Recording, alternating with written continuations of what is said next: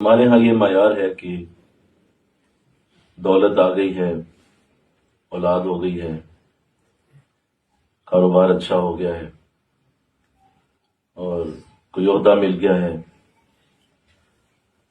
तो हम समझते हैं कि शायद यही अल्लाह की रहमत है और कहते हैं जी फलां शख्स पे बड़ी रहमत है अल्लाह की, अल्लाह ने उसको सब कुछ दिया हो।